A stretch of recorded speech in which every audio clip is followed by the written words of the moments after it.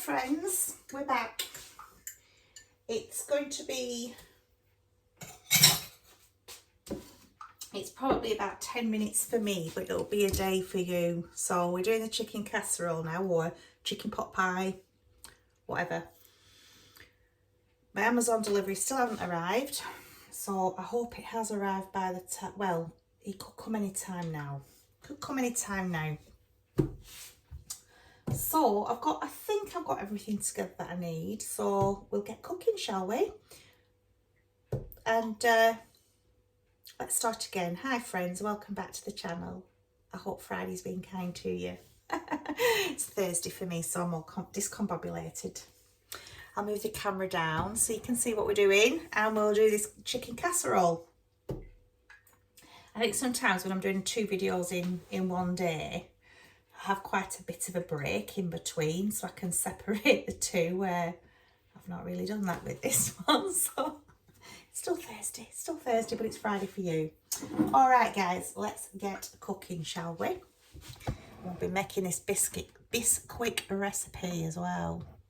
Be using that bisquick mix that we made. I'm using my Dutch oven today, guys. So let's get this on a nice hot heat. I'm sure you've made your own a dozen times and probably different to me, but I thought since I'm making this today, I might as well film it. I think I did though forget to get the salt and the pepper, so I'm just going to very quickly grab that because I will need it. I've got a fresh cup of tea in hand, so cheers guys. And let's get cooking, shall we? So that oil will be heating up nicely now, so I'm just going to add the onions. Now it doesn't matter whether you use red, white, yellow, brown, whatever. I've just used 1 red onion because that's all I had. But it was a large onion, so you can have 2 small onions. You can have as many onions as you want. This is one of those recipes you don't need weights and measures for. You just throw in whatever you want and it's good to go. So we're just going to soften that onion down for a few minutes. So then we're going to add, where are you? There you are. I'm going to do some potatoes. So that's about 4 decent size, 4 like quite medium to large size potatoes. Shredded chicken. I've used tinned chicken today. And I've used 2 of these from Morrison's because it's the only place I can get chicken breast from. And they are 200 gram tins. So there's 400 grams of chicken there that I would normally just use some fresh chicken, however much I wanted, that I've shredded myself, cooked and shredded myself. It's getting a bit loud, that, isn't it? I need to shout over it.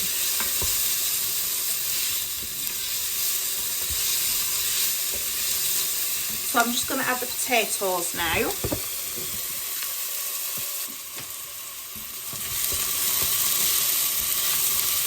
That's your onions softened.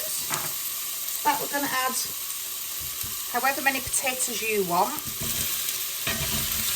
I've got 4 medium to large potatoes in there.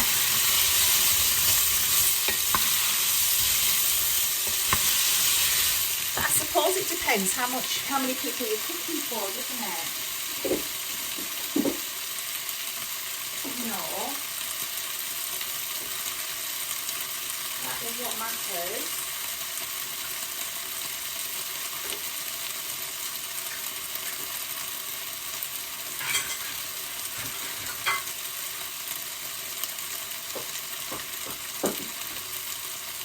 We'll need some flour in a moment.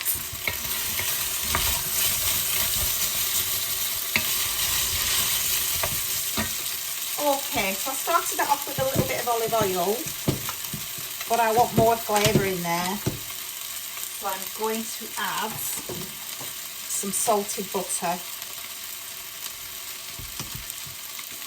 And I'm going to just very quickly weigh it for you to give you an idea.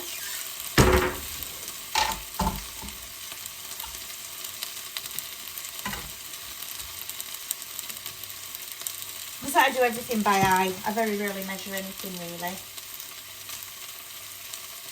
There's just short of 60 grams of butter there.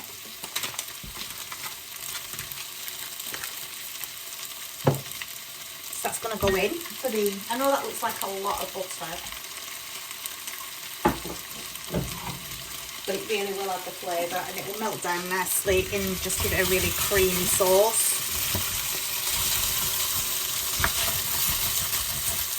So that's really sticking to the bottom of the pot now, so when we loosen that with the broth there'll be loads of flavour in there. Absolutely fabulous. Wonderful.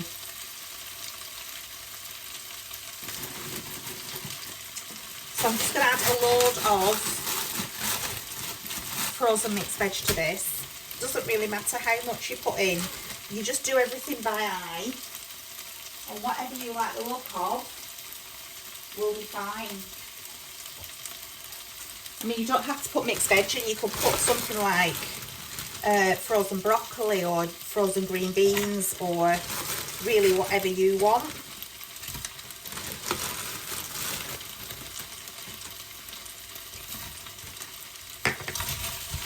I mean, I put the equivalent of a full cup in there, so I personally think it needs a bit more than a full cup. So I put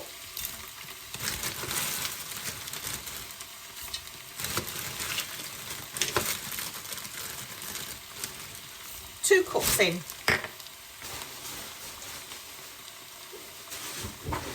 Get this back in the freezer. There we go.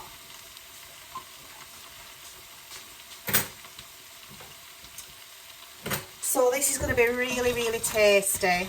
And what I'm going to do is, because I'm making a lot of it and there's just me and hubby tea, I'm going to put the rest in some foil trays and put them in the freezer for future teas, just so that the future Samantha is very pleased with herself for doing that. As you can see, the butter's melting down really nicely now. Absolutely fabulous. Now I'd probably just serve this with, I don't know, probably some bread rolls or something. Oh, got an onion escaped. Can't have that, can we? So that butter's melting down really nicely now. So once that's melted down, I will add the flour. Absolutely fabulous. This is smelling good already. It's only the vegetables and the butter and a little bit of olive oil. Go on, carrot, you get back in there. Wonderful, absolutely wonderful. Right, so what I'm going to do is I've got about half a cup of flour. I might not use the full half cup yet. We will see. Just get this mixed up, get everything coated. We want a nice thick rich sauce. Oh yeah, it's going to need it all, I think. So yeah, it's one of those teas that I just never like to measure. I just do everything by eye. And once I think, oh yeah, there's enough veg there, or there's enough potato there, or there's enough chicken or whatever. And then if I want to add more veg, I will do, you know, just whatever you think when you're making it, just use your own judgment really. It's such an easy tea. I mean, you could just put all this together and put it in in the Instant Pot if you wanted to. But you could just throw it all in the Instant Pot in the morning before you go to work. And then when you get home from work, it's ready. But what I'm going to do, you see, is I'm going to pop it in a foil tray, put the bisquick recipe over it, and then put it in the oven. You know, you don't have to put a topping on it if you don't want. You could just serve it like this with some fresh crusty bread with nothing else. It'd be absolutely fine. Yeah, I am going to put the rest of that flour in. So I've used half a cup of flour. I want a nice thick rich sauce, you see. And that butter and that flour together will make a really nice thick rich sauce. So we're just going to cook that flour off because we don't want the gravy in here to have a floury taste. I'm going to cook that flour off. And that's cooking down really well now, is that? Fabulous, absolutely fabulous. The chicken's already cooked, so we don't need to cook that. We don't need to put that in yet. Now, as you know, I've pressure canned my own chicken recently, which that's in the cupboard. I could have used that and just shredded it up. Some leftover chicken from the weekend, again, shred that up, put that in, whatever you've got. I just got 2 cans of chicken in my pantry that was going to expire in July this year. Now, I know that it will last a lot longer than that. Probably another year after that. But it's coming up to close to the July date, use before date, best before date.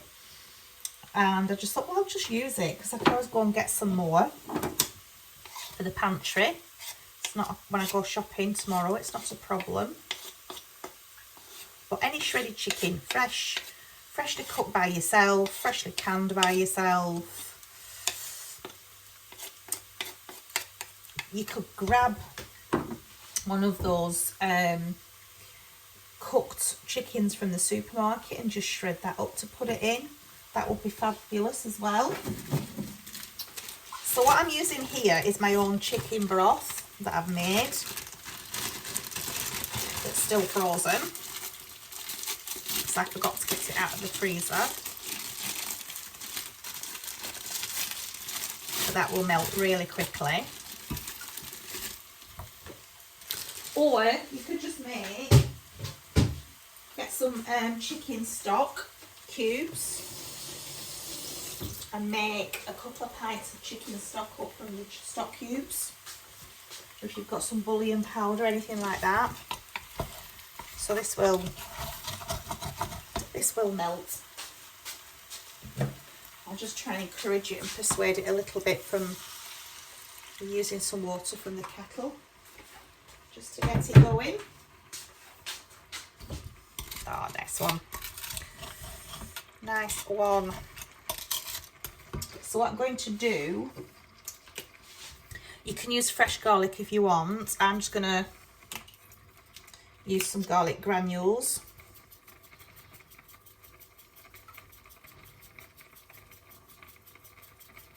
It's probably just over a teaspoon there. It probably looks more than that, but it really isn't.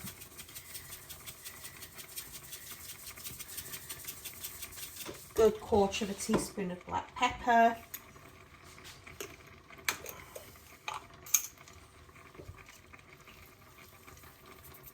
About a teaspoon of salt. I don't want to put any more than that in because I've used a salted butter.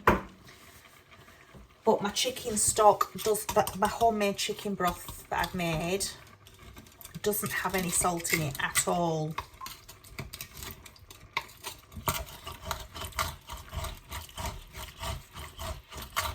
So we're just scraping the flavour off the bottom of the pan now. This is melting down nicely.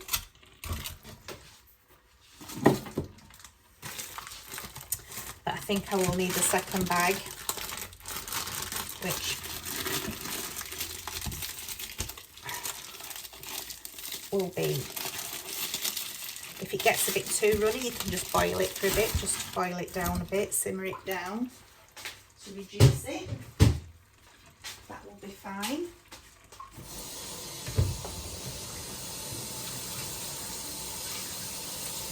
Just washing my hands, friends.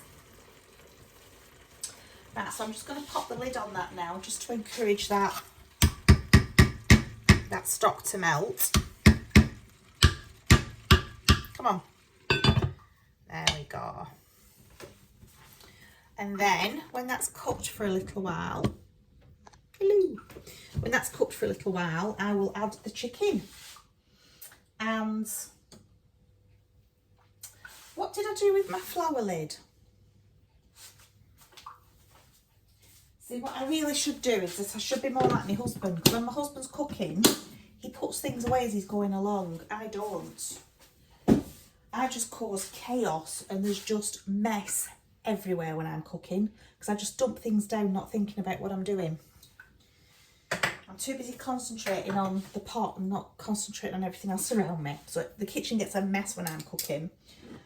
But when my husband cooks, he can cook a full English, full fry up, or he can cook a big fancy roast dinner. And you can walk in the kitchen, you can't even tell he's cooked anything, because it's always so clean. And then he walks in when I'm cooking and he just laughs at me, because it's like bombs hit it. Oh, it's all good fun. So yeah, that's your chicken pot pie. When I've added the shredded chicken to it. Don't worry though, if you've not got your own chicken broth, just use some, I use like chicken oxo cubes or Knorr. Knorr is a good one, chicken Knorr. You can buy ready-made chicken stock from the supermarket. I wish we could get it in cartons like they do in America though. That'd be fabulous to have a load of them in pantry. But I can my own, so it's not too bad. Now I've got a canner. So yeah, let's just check on this this chicken pot pie, shall we? Is my frozen stock reducing at all and melting down? Oh, it's smelling good. Right, that's going to need quite a bit longer. So when that's actually melted down, thawed out, I'll come back. And we're back, friends. How are you? So I've been cooking this casserole in the pot now for a good 15 minutes. I just wanted those potatoes to soften up. I've added the shredded chicken and just give that a chance to warm through. I'm just going to give it a taste test now to see if it needs anything.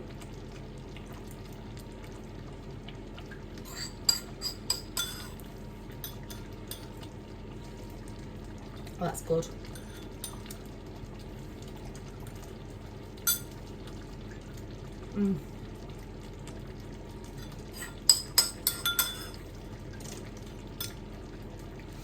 If anything, I'd probably say it needs a little bit more salt.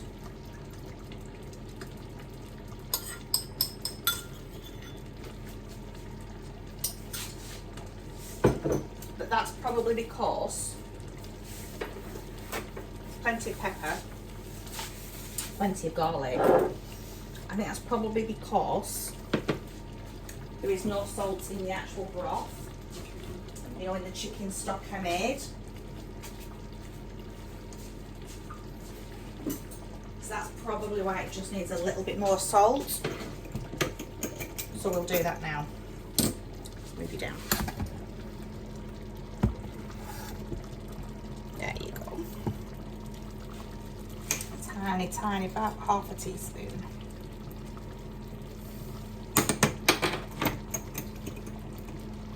And that should be more than enough.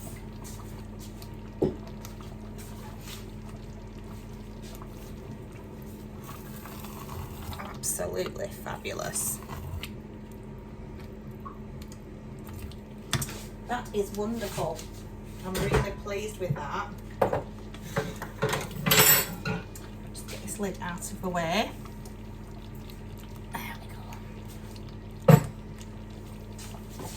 Some little foil trays have arrived finally. So what I will do, oh God, them dogs are at it again. Oh, they drove me crazy today. I've had to have them outside most of the time. Right, so all I'm going to do now, just turn this off, is split this up now into these trays.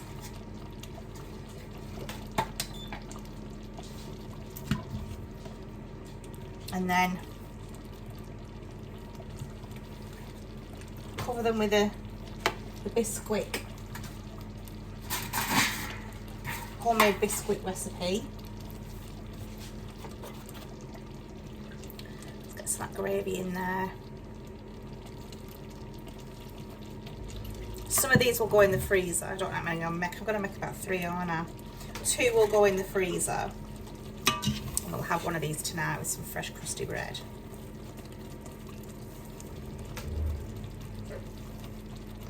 Now the dog's fighting.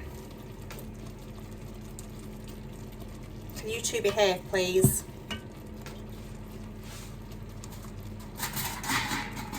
Honestly. You can just put these in your own, like, freezer to oven safe dishes.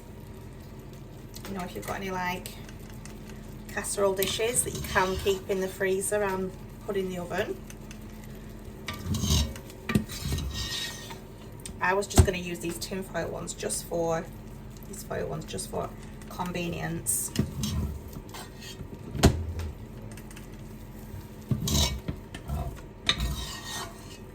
So 3 nice chicken pot pies there. Absolutely fabulous. I'm really thrilled with that. Let's take the last of that one out there. Wonderful, wonderful, wonderful, wonderful. That is a wonderful result. So let me just get this out of the way. Oh, there we go. That was not good for my back. Never mind. Right, so I'm just going to grab, I can just move the camera a little bit for you. I'm just going to grab some milk to make up this bisquick recipe. Well, enter there and stop being a good boy, please. You're very naughty, aren't you? Very naughty indeed. Fresh milk. You could just use water if you wanted to. I just like that richness of milk in there. So I've got about 2.5 cups of bisquick here. Now this is a 1/3 cup, so I'd normally put a 1/3 cup in a cup of bisquick. So I'm just going to try 2 for now because I don't want it to be too runny. We'll just see if we need a little bit more in. Oh yeah, definitely. So the 1/3 cup, I think.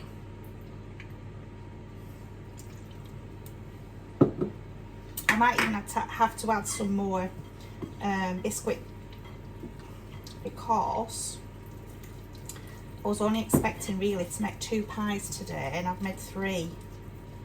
So I might just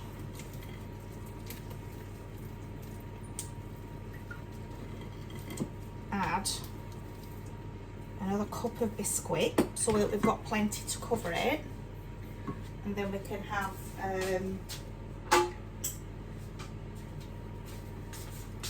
another 1/3 cup of milk in there, and we've got plenty to just cover the whole pie then, haven't we? Let's try that, shall we? Another 1/3 cup in there.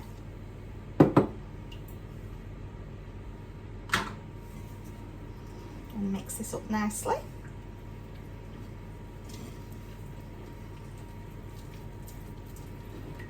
Oh, that's nice. That's perfect, that. Oh, wonderful. Not sure if you can see that.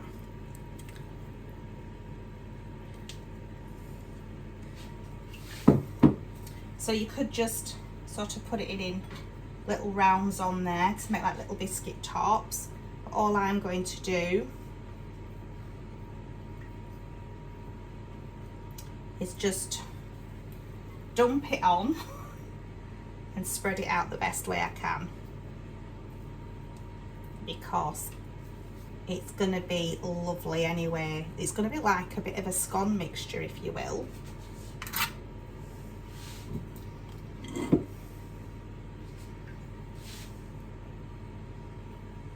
But you can just do it however you want, really.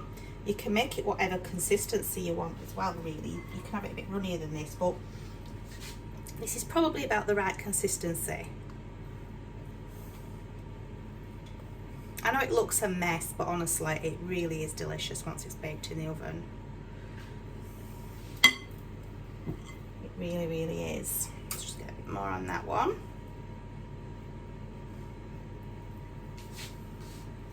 Just try and spread that out a little bit. And what I'll do with these is I'll cover them in foil, tin foil. I will wrap them in cling film, and I will put them in the freezer once they've cooled down.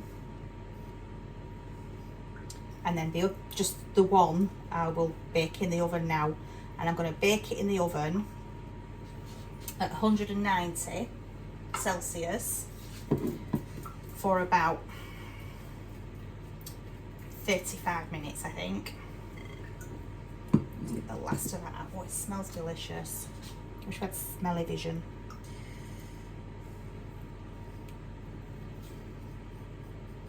Go. So I'm just going to try, and it doesn't have to be perfect, guys, because that's just going to bake up really nicely and just add a nice crust. But like I said, if you didn't want to put actual potatoes in this casserole and you just wanted the chicken and the mixed veg, you could cover this with mashed potatoes. That would be absolutely fine. So once them two have cooled down, they'll go in the freezer. That one is now going in the oven for, like I say, 190 for 35 minutes, and the oven has just beeped. What I am going to do though, to make it easier, is just put it on this baking tray before I put it in the oven.